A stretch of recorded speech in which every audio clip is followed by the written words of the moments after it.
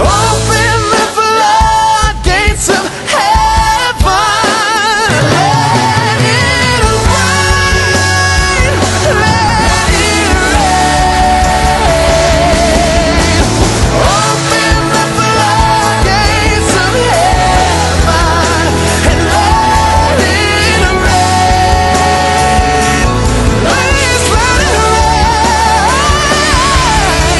Open the floodgates of heaven. Let it rain. Please let it rain. Bonsoir, chers frères et sœurs. En ce mardi 12 mai 2020, nous voulons glorifier le Seigneur qui nous donne cette grâce de vivre encore, d'être en bonne santé et de nous tenir devant vous. Que Dieu vous bénisse et que sa grâce se repose sur vous. Nous allons maintenant passer la place à l'écoute de la parole de Dieu. Et pour cette soirée, Dieu s'est choisi un serviteur, un pasteur, que nous recevons maintenant, le pasteur Sekongo Doulé. Que Dieu le bénisse et que sa grâce se repose sur sa vie.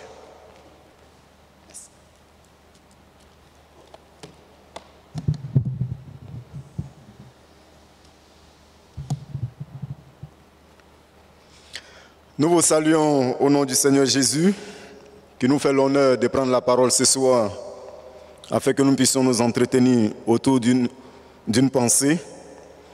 Et cette pensée, nous allons la dégager dans le livre de Luc, le chapitre 12.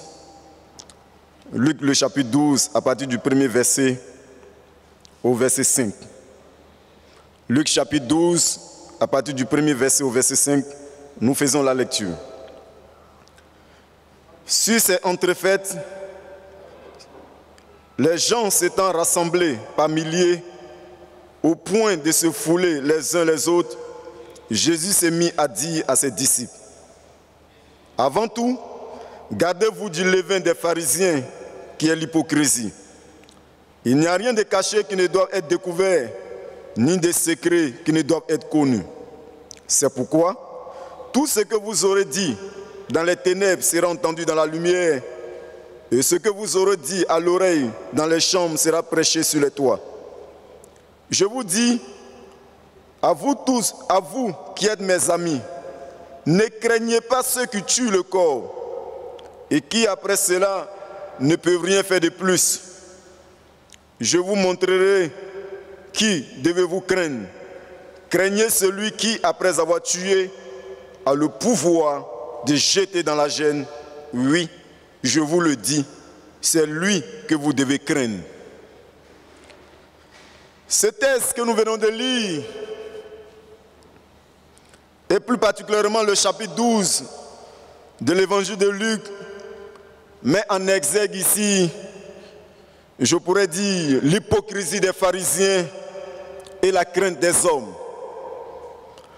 Pour ce soir, bien-aimés, je voudrais mettre l'accent sur la crainte des hommes, car le constat que nous faisons de plus en plus est que l'homme a tendance à craindre son prochain, à craindre ce qui l'entoure, au détriment de la crainte de Dieu. Alors j'aimerais nous poser la question suivante comme thème: qui crains-tu en ce jour? Qui crains-tu en ce jour? Ou pourrais-je poser la question en disant ceci: quoi crains-tu en ce jour? La crainte dans tous les temps est une réalité dans la vie humaine de l'être tout entier. Nous voyons depuis la création et avec l'époque de l'histoire de l'Église et de l'humanité tout entière, on se rend compte que dans la vie de l'homme, la crainte fait partie. Et cette crainte, elle peut être à plusieurs niveaux. Ça peut être des choses qui peuvent nous pousser dans cet état. Ça peut être effectivement des situations qui peuvent nous amener dans cet état de crainte. Ou ça peut être l'oppression des hommes. Car nous savons que nous vivons aujourd'hui dans un monde où les hommes sont de plus en plus méchants, où les hommes sont de plus en plus égoïstes, où les hommes sont de plus en plus cruels. Et cette cruauté de la part de nos responsables, de la part de nos leaders politiques, de nos leaders dans nos différents pays, par moments pousse l'être humain en général dans une attitude de crainte et en particulier par moments le chrétien. Mais en tant que chrétiens, devons-nous craindre les hommes au détriment de la crainte de Dieu? Le Seigneur Jésus, sachant ce qui allait arriver, interpelle donc ses disciples. Je pourrais dire plus, il les avertit. Parce qu'il connaissait la suite des choses, des événements. Il savait qu'il allait être mis à mort. Il savait qu'effectivement, qu'après sa montée au ciel, ce qui attendrait l'Église et en particulier les apôtres. Donc préparant donc les apôtres, il les encourage. Il leur donne encore cette capacité à ne point craindre les hommes parce qu'il sait que cela est une réalité. Mais plutôt, il les pousse à avoir des regards vers la crainte du Seigneur. Car lorsque nous ne craignons pas le Seigneur, il nous arrive par la finalité de renier le nom du Seigneur. Voilà l'objectif de la crainte des hommes. Lorsque les hommes nous poussent, lorsque la société, lorsque le monde nous pousse à les craindre au détriment de Dieu, l'objectif visé, c'est de nous amener à renier le nom du Seigneur. Et le Seigneur donc écrit pour dire à ses disciples, attention, vous serez confrontés à certaines situations. Et ces situations auxquelles l'homme peut être confronté, qui vont le pousser à craindre les hommes, nous pouvons citer en autre la persécution. En vérité, Jésus même, lorsque nous lisons les versets 53 et 54 du chapitre 11, il a dit ceci: quand il fut sorti de là, les scribes et les pharisiens commençaient à le presser violemment et à le faire parler sur beaucoup de choses. Ils lui tendaient des pièges pour surprendre quelques paroles sorties de sa bouche. Ils ont vu, les disciples étaient avec Jésus là, au sortir d'un dîner dans la maison d'un pharisien, où il y avait les docteurs de la loi, les pharisiens. Ils vont poser toutes sortes de questions, mais leur objectif, c'était de lui poser des pièges, lui tendre des pièges, dans le but de surprendre quelques paroles de sa bouche et de le persécuter. Les disciples ayant vu cela, Jésus sait que les disciples ont été confrontés aussi à cela. Il les appelle, il dit: mes amis, ne craignez point celui qui peut tuer le corps et ne peut rien faire en plus. Voilà l'exhortation du Seigneur à l'égard de ses disciples. Et je pourrais dire encore, voilà encore l'exhortation pour l'Église en ces temps les derniers, où l'Église est de plus en plus confrontée à toutes sortes de situations difficiles, où les chrétiens, les enfants de Dieu sont confrontés à toutes sortes de situations difficiles qui les poussent par moments à renier le nom du Seigneur, à renier les marches, les relations avec le Seigneur pour craindre véritablement les hommes. Bien-aimés, nous devons comprendre que quels que soient les problèmes, quelles que soient les difficultés, nous ne devons pas renier le nom du Seigneur. Ce texte nous permet de comprendre que la crainte des hommes est une réalité à laquelle chacun d'entre nous sera confronté à un moment donné de sa marche sur terre. Certainement où je suis en train de parler, peut-être que tu as été déjà confronté à cette crainte. Peut-être que ta famille a été déjà confrontée à cette crainte. Peut-être que ton entreprise a été déjà menacée et tu as été confronté à la crainte des hommes au point même de te compromettre. Peut-être que l'Église de notre pays aujourd'hui est confrontée à la crainte des hommes. Je ne suis pas en train de dire nous devons nous rebeller contre les autorités. Non. Au contraire, la Bible nous encourage à les honorer, à les respecter. Et même à prier pour eux. Cependant, je voudrais dire ceci. Là où la crainte des hommes peut nous pousser à abandonner, à renier notre foi, attention, c'est là que le danger y est. Jésus nous permet de comprendre que nous ne devons pas craindre les hommes au point de renier notre foi, au point de compromettre notre foi, au point de compromettre notre relation avec lui. Au moment où tu es en train de m'écouter, n'es-tu pas arrivé à un point où ta relation avec le Seigneur a été compromise à cause de la crainte des hommes? N'es-tu pas arrivé à un niveau où ta relation avec le Seigneur, ta marche avec le Seigneur est compromise à cause d'une situation qui t'a poussé dans la crainte. Bien d'éléments peuvent nous pousser effectivement à craindre les hommes, ou bien nous amener à renier le nom du Seigneur, ou bien notre foi. Comme je le disais d'entrée, il y a la persécution. La persécution est un élément que le diable utilise, le monde utilise aujourd'hui pour oppresser l'Église, pour oppresser les enfants de Dieu. Et nous l'avons vu après avec l'histoire des apôtres, dans le livre des Actes des Apôtres, quand nous lisons les chapitres 3, 4, 5 et 6, nous voyons les menaces auxquelles les disciples ont été confrontés, les apôtres ont été confrontés, les défendant de parler de la part du Seigneur Jésus. Bien-aimés, c'est une manière de les oppresser, de susciter en eux la crainte des hommes, de sorte à les amener à ne plus faire ce que Dieu attendait d'eux, à ne plus proclamer le nom de Jésus, en d'autres termes, renier le service auquel Dieu les a appelés. Peut-être que ce n'est pas encore le cas pour nous aujourd'hui dans notre nation, mais je voudrais interpeller chacun d'entre nous. Si cela est arrivé aux apôtres, et si cela est arrivé dans l'histoire de l'Église, nous aussi nous ne sommes pas à l'abri en ce jour, et nous devons le comprendre.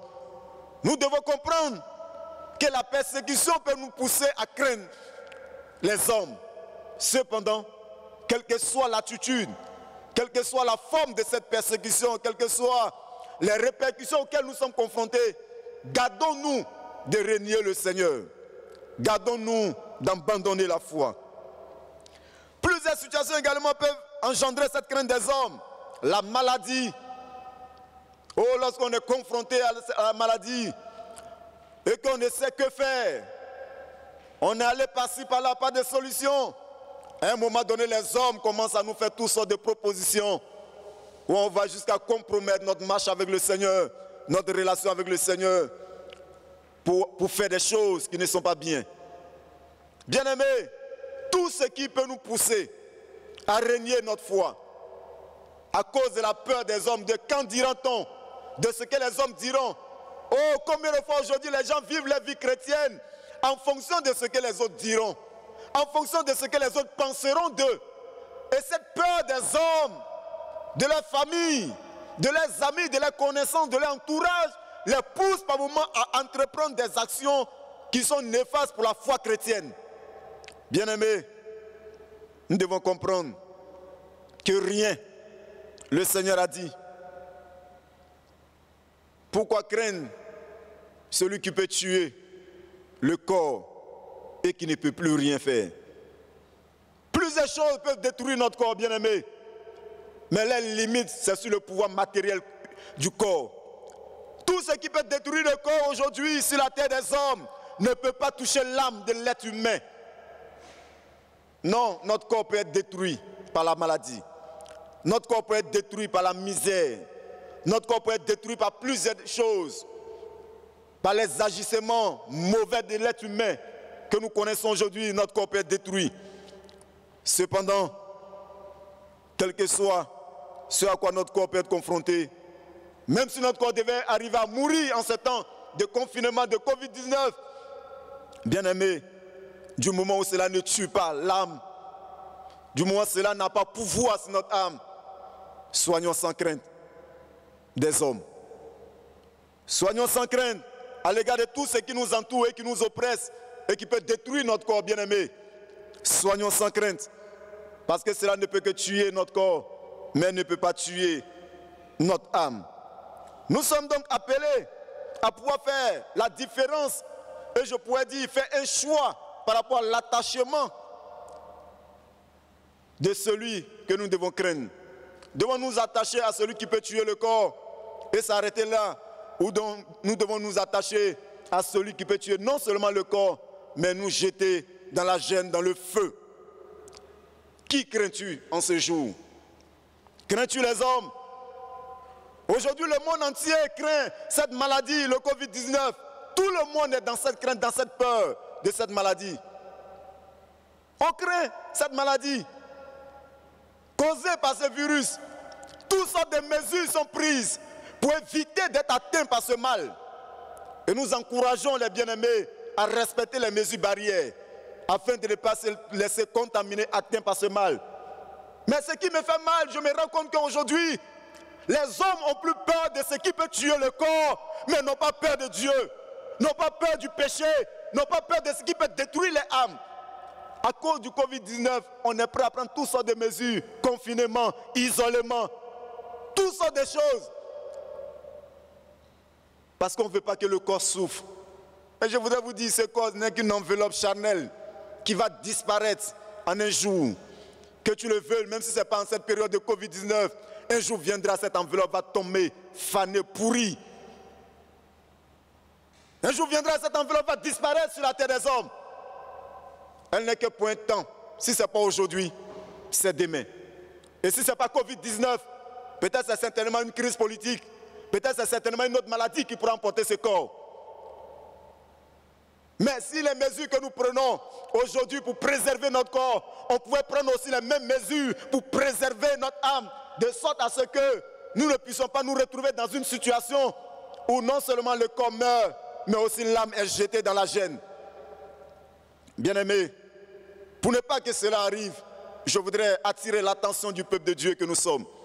Aujourd'hui, vient un fait, celui de craindre Dieu, celui de craindre l'Éternel, celui de craindre notre Sauveur Jésus, celui de craindre celui qui a le pouvoir sur le corps et sur l'âme. C'est lui seul qui a le pouvoir, ni les démons n'ont le pouvoir, ni Satan n'a le pouvoir. Mais notre Seigneur a le pouvoir de jeter dans la gêne comme dans la félicité éternelle. Alors, la crainte de Dieu nous permettra effectivement d'être épargnés de cette souffrance à laquelle l'âme peut être confrontée plus tard. Je m'en vais donc nous dire ce soir, bien-aimés, attachons-nous au Seigneur. Que ce soit période de Covid-19, que ce soit période de confinement ou d'isolement, que ce soit toute autre période quelconque, quelles que soient les époques, quel que soit le temps que Dieu nous permettra de vivre sur la terre, je voudrais dire ce soir, il nous arriverait à un moment donné de notre marche chrétienne de pouvoir faire un choix entre la crainte des hommes, la crainte de perdre un travail, la crainte de perdre un mari, la crainte de perdre un bien matériel et la crainte de Dieu. Mais si nous devons faire un choix, sachant que les choses matérielles passeront, sachant que l'homme, dans cette enveloppe corporelle, disparaîtra un jour, mais notre Dieu, il est éternel. Et si nous faisons le choix de Dieu qui est éternel, si nous faisons le choix de Dieu qui ne passera jamais, si nous faisons le choix de Dieu qui est notre juge, bien-aimés, nous serons heureux. Je voudrais donc pousser chacun d'entre nous à plutôt prendre des mesures, non pas des mesures barrières par rapport au Covid-19, mais plutôt prendre des mesures spirituelles, des mesures qui pourront amener chacun d'entre nous, non pas un confinement, non, je dirais, mais je dirais un isolement par rapport au péché. Isolons-nous du péché, séparons-nous du péché. Voilà les mesures que nous devons prendre. Si nous disons que nous craignons le Seigneur, si nous disons que nous craignons Dieu plus que les hommes, bien-aimés, séparons-nous du péché. Détournons-nous de nos mauvaises voies. Nos cœurs sont remplis d'hypocrisie, de mensonges, de vol, de cupidité, d'impudicité, d'immoralité, d'adultère. Pourtant nous disons nous craignons Dieu. Attention, lorsque nous ne prenons pas les mesures adéquates pour éviter cette maladie, cette pandémie, elle nous emporte. Mais je voudrais dire, le péché détruit plus que le Covid-19. Le péché détruit plus que toute autre maladie que l'homme peut connaître sur la terre. Mais quelles sont les mesures que les chrétiens prennent aujourd'hui face au péché? Si vraiment nous craignons le Seigneur, et que notre crainte n'est pas la crainte des hommes, en réalité, en vérité, le chrétien doit toujours adopter, toujours, je dis bien toujours, chaque jour, chaque heure, adopter des mesures et des attitudes qui l'amènent à repousser le mal chaque jour dans sa vie. Que ce soit en pensée, que ce soit en parole, que ce soit en acte, chaque jour. Nous sommes amenés à repousser le mal et à rester fidèles au Seigneur, à craindre le Seigneur. Alors, bien-aimés, qui crains-tu? Les hommes ou bien Dieu qui a le pouvoir de tuer le corps et l'âme? Quel que soit le pouvoir des hommes, ils ne peuvent que tuer le corps. Quel que soit ce que les hommes peuvent inventer, quel que soit tout ce qui existe sur la terre, ça ne peut que tuer le corps seulement. Mais notre Dieu, qui est au-dessus de tout. Non seulement il a pouvoir sur le corps, mais il a aussi pouvoir sur l'âme. Alors, afin de ne pas nous trouver dans un état où notre Dieu nous rejettera, faisons le choix de craindre l'Éternel. Si c'était les hommes que tu craignais, détourne-toi de cette mauvaise voie ce soir et reviens au Seigneur en toute attitude de crainte, de tout ton cœur, et Dieu sera toujours à tes côtés pour te secourir. Et s'il devait arriver que ton enveloppe Chanel, ce corps soit détruit aujourd'hui, et que tu demeures fidèle dans la crainte du Seigneur, réjouis-toi car une espérance glorieuse t'attend. Oui, bien-aimé, ce n'est pas la manière dont nous allons mourir qui est le plus important. Ce n'est pas la manière dont ce corps va disparaître qui est plus précieux pour nous. Non! Mais c'est la crainte que nous aurons de Dieu et de cette espérance glorieuse qui nous attend. Peu importe que mon corps soit éclaboussé par un gros camion, ou bien qu'il soit emporté par Covid-19, ou bien par noyade, ou bien par incendie. Ce n'est pas là le plus important. Que Dieu puisse nous aider. Alors, approchons-nous du Seigneur. Chacun, ce soir, prions le Seigneur. Tu connais ton état ce soir. Tu connais l'état de ton cœur. Tu connais la crainte qui était dans ton cœur. Était véritablement la crainte de Dieu ou la crainte des hommes? Prions le Seigneur. Je voudrais ce soir m'approcher de toi. Je voudrais implorer ta grâce. Seigneur, il nous est arrivé par moments dans notre marche avec toi, dans notre relation avec toi, de faire des choses à cause de la crainte des hommes, à cause de la peur des hommes, à cause de ce que les hommes diront, des quand dira-t-on. Et nous nous sommes détournés de tes voies, Seigneur, pour suivre la pression des hommes, pour regarder aux hommes, Seigneur. Mais ce soir, nous voulons te demander pardon. Nous voulons te demander pardon parce que nous avons compris que le pouvoir des hommes ne se limite que sur la terre. La crainte des hommes ne peut toucher, Seigneur mon Dieu, détruire notre âme. Mais toi seul en as le pouvoir. C'est pour cela que nous venons devant de toi. Et nous te prions de nous aider, de nous soutenir, Seigneur, à nous détourner de la crainte des hommes, là où cette crainte nous amène à renier le nom du Seigneur, à compromettre notre marche avec toi, notre relation, Seigneur. Donne-nous de nous détourner de cette voie pour venir à toi ce soir. Oh, tu vois les difficultés auxquelles les uns et les autres sont confrontés. Les problèmes. Par moments, ces problèmes, ces souffrances nous poussent, oh Dieu, à renier ton nom, Seigneur. Parce que nous ne voulons pas que les gens nous humilient. Seigneur, mais nous te prions, quelles que soient les époques et les épreuves, les difficultés, donne-nous de te craindre, même au prix de notre vie. Même au prix de notre vie, que la crainte des enfants de Dieu soit réelle et vraie pour la seule gloire de ton Saint-Nom. Parce que nous savons qu'une espérance glorieuse nous attend si nous demeurons fidèles jusqu'à la mort dans la crainte de Dieu. À toi soit toute la gloire, au nom de Jésus-Christ. Amen.